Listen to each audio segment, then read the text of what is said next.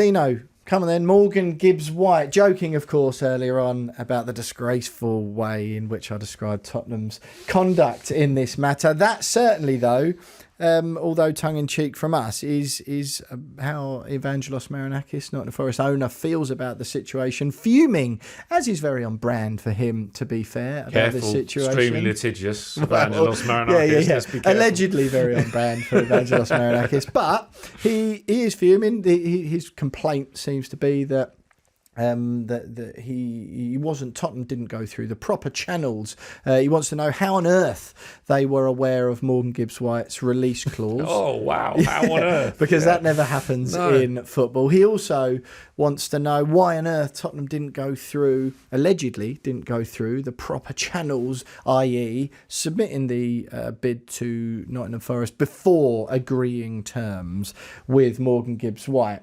Now, what do you make of it all? What do you think of it? What's the latest? Well, Tom Barkley has updated us this morning in FC, our football confidential column. So they have Nottingham Forest, Evangelos Marinakis, lodged an official complaint. Yep. This is like old-fashioned tapping up accusations, basically. Quite.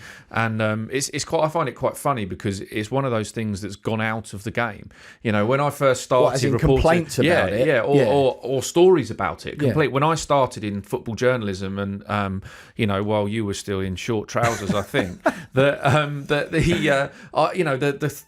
tapping up storm was and so and so's been contacted without the club's permission and it just went out of the game because football clubs realised it was a completely futile exercise in complaining about agents and players talking amongst themselves. It's an absolute nonsense that anybody thought that Spurs don't know what Nottingham Forest's value of a player is.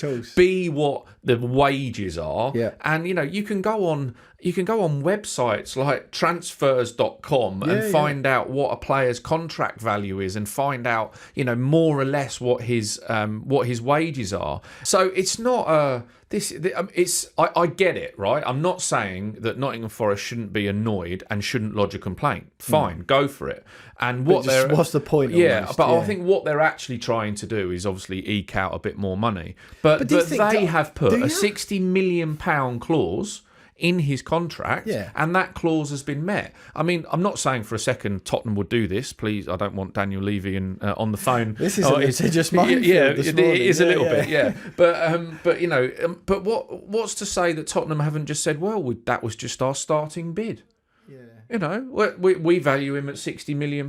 We think he's a £60 million player. Well, has that triggered his his release clause? What a remarkable turn of events. But Marinakis seems annoyed that, being annoyed that someone has leaked the value of the clause, that again, it just seems totally futile. I know a lot of the things you're saying, the reason tapping up storm stories stopped was because it's so commonplace in football, right? Yeah, but it's not just in football. What do you do? How do you prove it? Yeah, exactly. But it's not just in football. Like if you deal with an estate agent when you're selling your property empire, and if all of a sudden you go, look, my line in the sand is £60 million, right? I am not selling for a penny less than £60 million, and then all of a sudden, my house, and all of a sudden the agent in the middle sort of we might have a buyer. Oh well, we're thinking about 50. Well, no, I don't think it's that. Well, what about 55? No, I don't think it might be that. Or what about 60? Yeah. I'm not confirming nor denying anything. Maybe you should talk to them. Yeah. And look, you should put a bid in the sea, test the waters and see where you are. And look, let's grow up about this, right? That he's a quality footballer.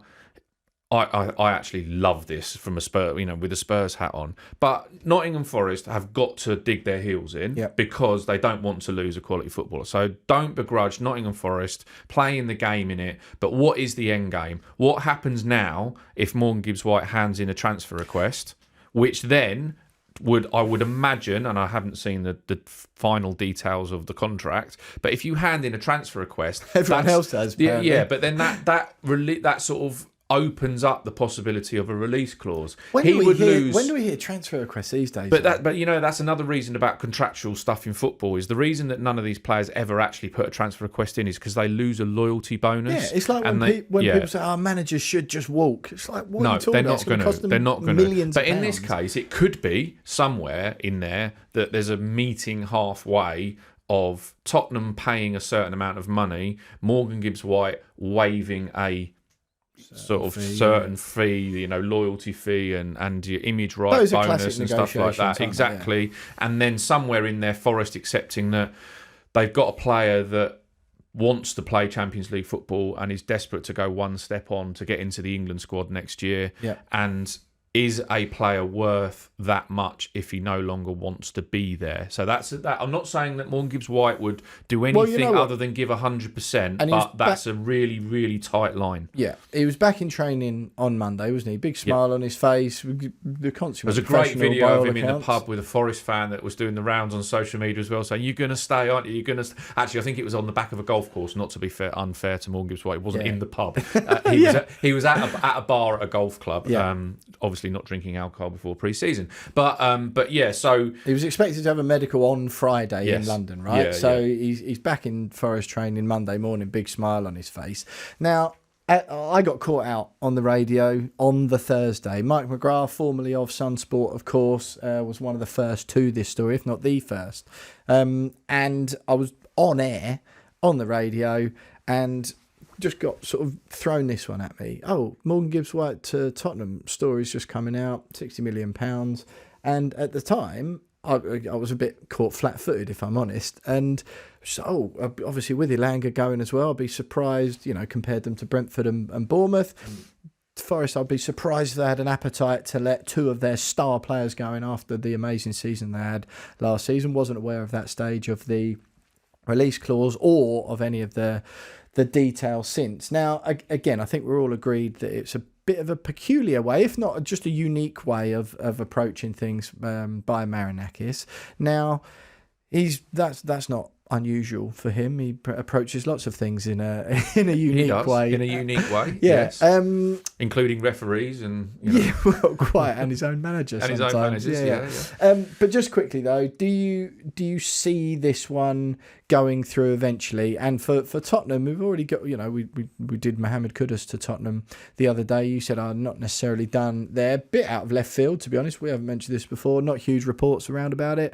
Amazing. They don't do Eze if this happens, though, surely now. Well, I've no idea anymore. Well, true, I don't know whether someone's got Daniel Levy tied up in a downstairs room and has stolen his wallet or something like that. But Thomas Frank's people. Amazing stuff. But look, I do think it does get done. I think that Tottenham probably thought they were pulling a fast one would be unfair, but you know what I mean. I think they thought we're going to get this through a player that everyone would have gone, wow, what a deal, what a transfer.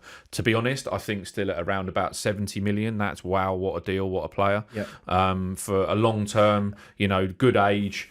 And he's only 25 years old. Into an England squad. He's been round the block a bit now as well. From Wolves to Forest and play.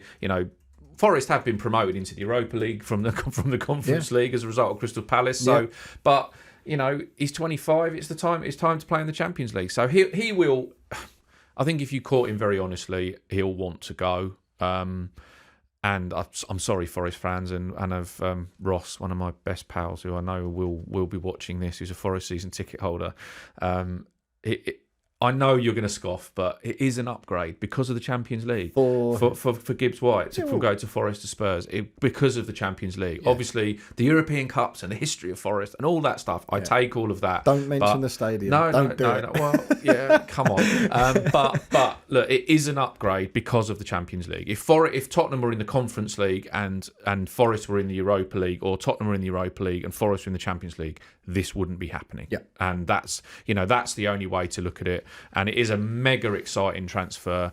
And look, to answer your question, I think no, that Tottenham wouldn't then get Eze as well, because you'd have Maddison and Gibbs-White as your attacking midfield number 10 options. And Kudus who can play there. And Kudus who can play there as well, or out wide. But again, who knows? This has been a transfer window of left field one so far. Dean Scoggins absolutely loving the idea.